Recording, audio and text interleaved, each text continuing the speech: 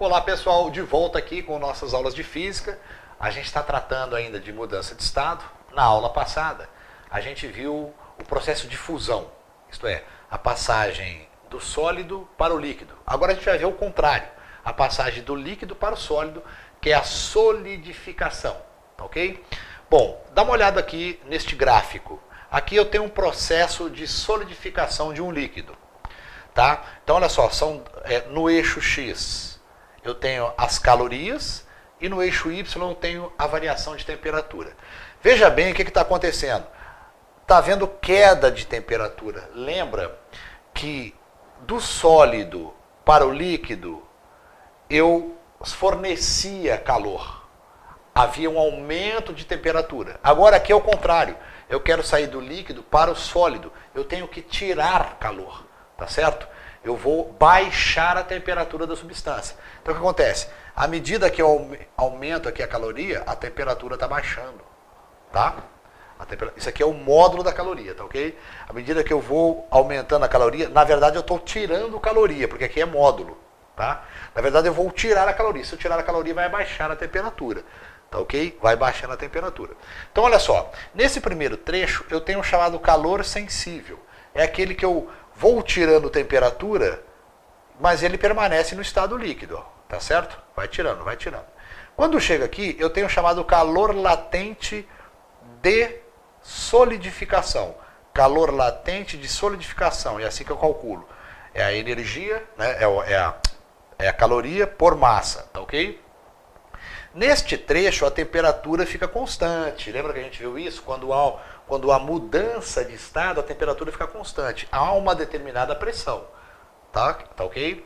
Então, eu tenho aqui um processo ainda de líquido mais sólido. Tá ok? Está havendo a mudança de estado nesse trecho. Eu vou calcular usando o calor latente de solidificação. Aqui eu uso o calor sensível. Aquela formulinha Q é igual a mc delta T. Aula passada, tá ok, pessoal? É só você procurar aí a aula passada de mudança de estado. Bom, quando chega aqui, ele já virou sólido, tá ok? Ele já virou sólido. Ele continua ainda caindo em temperatura, mas no estado sólido. Também eu calculo com calor sensível. Então os trechos Q1 e Q3 eu calculo com calor sensível. E o Q2 eu calculo com calor latente, onde a temperatura é o quê? Constante. Então eu vou usar calor latente de solidificação. Solidificação. Ok? Vou usar esta formulinha aqui. Bacana? Então tá. Agora tem um caso interessante, pessoal, chamado de sobrefusão. Às vezes eu baixo a temperatura do líquido, mas ele, quando chegar na temperatura de solidificação dele, cada substância tem a sua temperatura de solidificação. Em pressão normal, a água ela tem a temperatura de solidificação de 0 graus Celsius. Lembra disso? Quando eu tenho 0 graus Celsius, ela vira gelo, a água. Mas pode acontecer de eu baixar a temperatura até menos 20 graus Celsius e ela não virar gelo. Isso chama-se sobrefusão. Ela passa do ponto de solidificação e continua ainda no estado líquido. É o que está acontecendo aqui. Ó. Isso aqui é o tempo em minutos. Aqui eu tinha uma temperatura acima do congelamento. Quando chega aqui, ela era para ter congelado, mas ela não congelou. Ela continuou em estado líquido, tá ok? Até esse ponto C, que é o chamado ponto de metaestabilidade. Eu posso romper isso aqui. Essa sobrefusão acontece quando o líquido está em repouso. Eu só consigo quebrar isso agitando o líquido ou inserindo nele um cristal. Tá ok? Quando eu insiro esse cristal, rompe o ponto de metaestabilidade e ele congela rapidamente. Tá certo? Aí ele sobe para cá, tá vendo? Aqui a temperatura é constante, onde vai haver a solidificação, tá ok? E depois ele pode continuar caindo. Então é um processo interessante esse da natureza. Vamos fazer alguns exercícios para a gente ver como é que funciona isso nas provas? Vamos lá. Ok, galera, então vamos lá. Há mais um problema.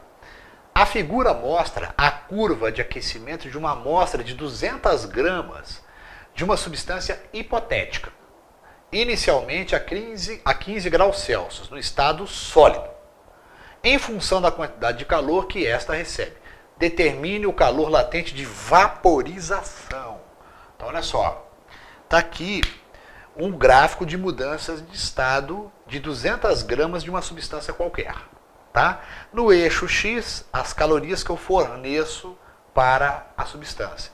E no eixo Y, a variação de temperatura que está subindo. Tá, ok? Vamos analisar os trechos onde há mudança de estado.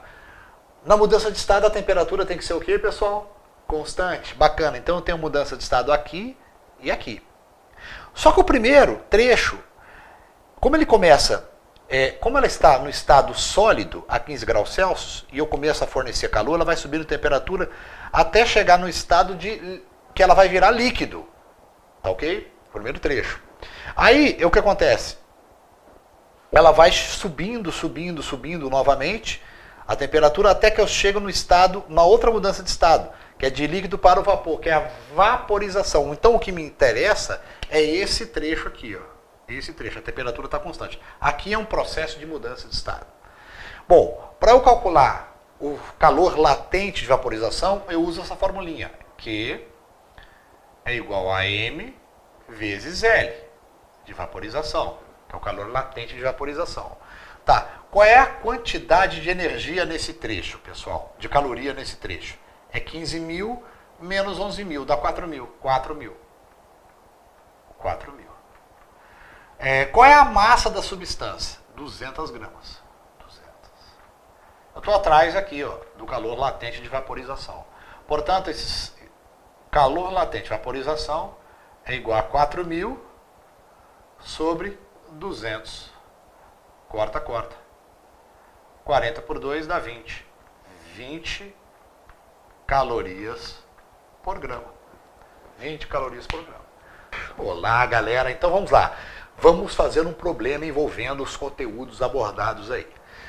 Vamos lá. Determine a que temperatura se encontra certa massa de água em sobrefusão.